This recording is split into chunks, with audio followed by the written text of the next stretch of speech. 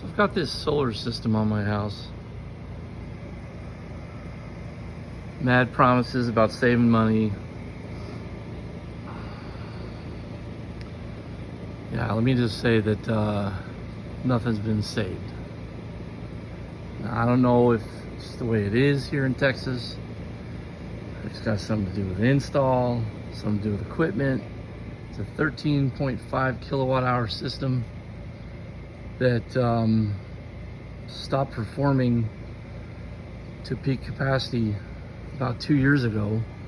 And what I didn't know about 2 years ago was that some apparently rodents had gotten underneath some of the cells and chewed away at wiring underneath the panels, which to me, I don't really understand why you would have exposed wire up there, especially wire that's made out of soy jacket, which a lot of today's wire is, because it's cheap.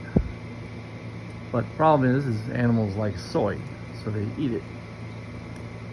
So why those wouldn't be covered in steel armor cable, I don't know. There's more panels on the other side of the house, but I'm not walking over there. So apparently half the system went down at some point, and when the half of the system failed, the inverter that we had, it got damaged or something. I never got a chance to look at it myself, so I don't know what level of damage there was. But you know, I'm sure something happened, as those cells up there aren't fooling around. They're putting out a good amount of electricity. So at any rate, what I thought was just maybe dirty panels or something malfunctioning brought the system down to about half of what it was doing before. I was getting 2 kilowatt hours a day roughly, and then it went down to like 1 kilowatt hour a day. And then the great freeze of 2021 happened. Our bills went through the roof, and I just figured, you know, I guess this is just life here in Texas, because our wonderful man in charge decided that the power companies could pass on their losses to their customers.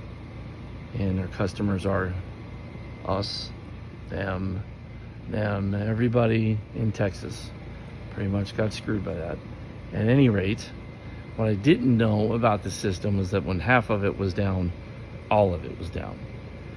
It would report on the Solar Edge app that it was generating power, but it wasn't, because the inverter would boot up, see that there was a problem, and shut down. Boot up, see that there was a problem, and shut down. Rinse, wash, repeat for a long time. Now, I started this service call with the company that installed this thing in, it was either July of 22 or July of 21. I'll have to look at my emails to see when that was, but yeah, it's been a long time, and it's not working. It's a $55,000 system. I got a $14,000 rebate from the federal government and a $3,800 rebate from our power company.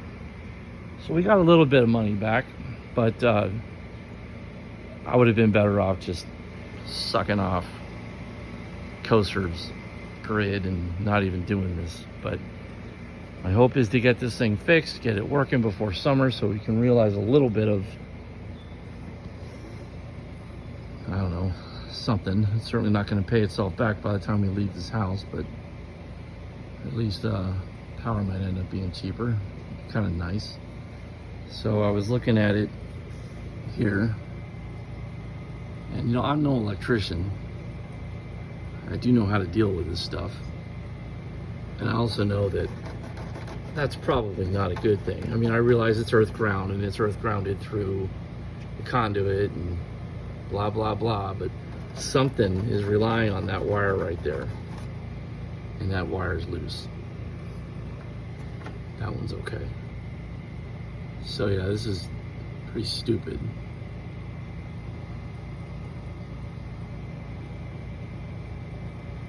I don't even know what to say.